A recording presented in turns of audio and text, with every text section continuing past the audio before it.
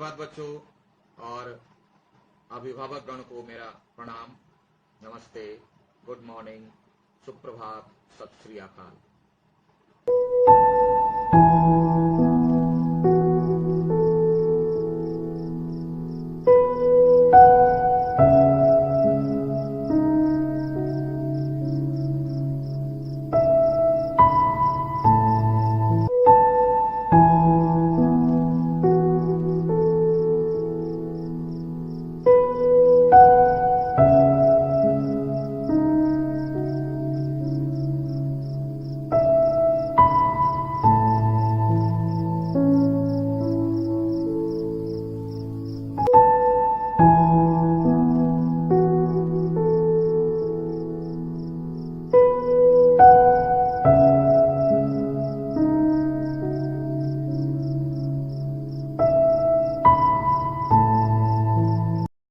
बच्चों, आज मैं आपको कुछ एक बातें साफ कर दूं कि बहुत सारे प्रश्न में, यानी जब भी प्रश्न आते हैं बोर्ड में भी इस तरह से आएंगे तो उसमें लिखा रहता है अपने शब्दों में उत्तर लिखें, अपने शब्दों में। तो मैं आज आपको बताइए अपना शब्द कैसे होता है, कौन से शब्द को अपना कहेंगे और कब कहेंगे। तो ध्यान से सुनिए। नंबर 1, जिस शब्द का अर्थ मुझे मालूम है, जिस शब्द का अर्थ मुझे मालूम है, एक। दूसरी बात, उस शब्द से हम वाक्य बनाना जानते हैं। ठीक है, तो ये कहलाएगा अपना शब्द। यानी जिन जिन जिन जिन, यानी हमारे दिमाग में बहुत सारा ना वर्ड स्टॉक्स है कि नहीं, वर्ड स्टॉक है। तो जिन शब्दों का अर्थ मुझे मालूम है और उससे हम वाक्य बनाना जानते हैं, तब ऐसे सारे शब्द हमारे अपने शब्द कहलाते हैं। तो ऐसे ही शब्दों से आपको उत्तर लिखना है। आप ऐसे शब्दों का इस्तेमाल उत्तर में नहीं करेंगे, मीनिंग पूछे मालूम नहीं, सेंटेंस गलत। इसलिए मैं आपको आगाह कर रहा हूं कि आप ऐसे ही शब्दों का इस्तेमाल करें, उसका अर्थ, सही अर्थ मालूम हो और उस शब्द से आप वाक्य सही बना सकते हैं, सही वाक्य बना सकते हैं। हां, अगर कोई नए शब्द आते हैं या आपके लिए नए शब्द हैं या नए शब्दों को आप प्रयोग करना चाहते हैं आप, तो सबसे पहले उस शब्द का सही अर्थ याद कीजिए प्रैक्टिस करके, और उन शब्दों से वाक्य बनाना सीख लीजिए वैयाकरणिक दृष्टिकोण से। तब आप प्रयोग करें, उसका उपयोग करें। ऐसे ही शब्द भंडार बढ़ता है।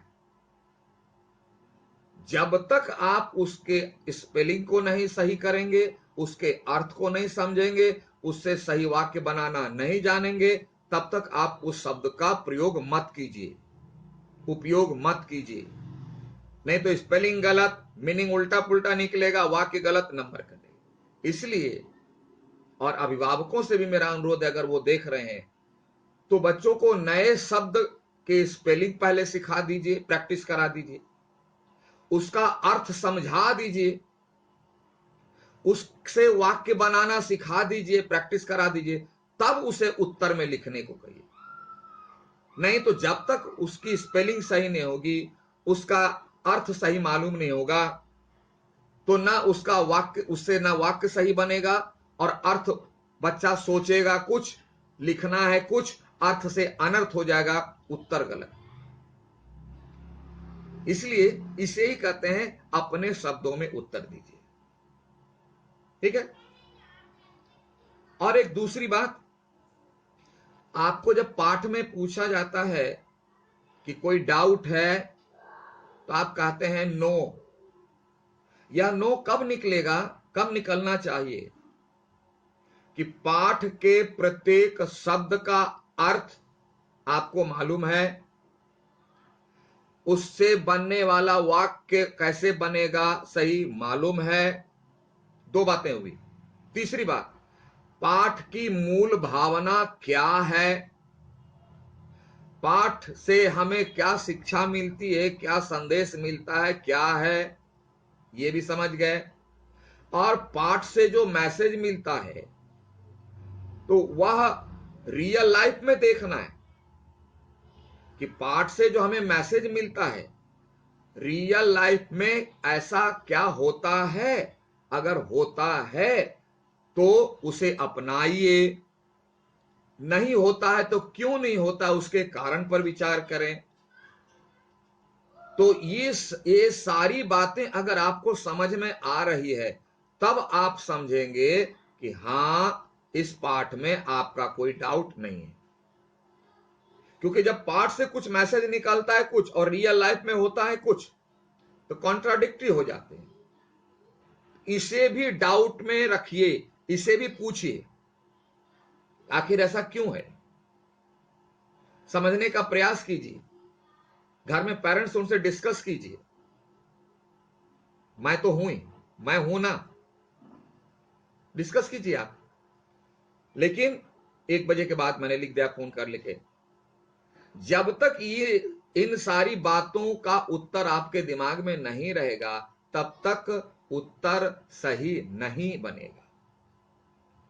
इतना हमें याद रखना चाहिए कि एक छोटी सी छोटी रचना जो भी है, हिंदी में हो, बांग्ला में हो, किसी भाषा में हो, उसका पूरा का पूरा 100% संबंध है हमारे रियल लाइफ से, हमारे रियल लाइफ से, हमारे रियल लाइफ के लिए है। हां, नहीं समझ पाते अलग बात है, उसी को समझना है, नहीं समझ में आवे पूछना है। तो इन सारी बातों का आप ध्यान रख करके जब पाठ को पढ़ोगे, समझोगे, उत्तर लिखोगे, देखो उत्तर क्या है। ठीक है, उम्मीद है कि इसका लाभ आपको मिलेगा, आप समझोगे। ठीक है, चलिए, have a nice day, thank you.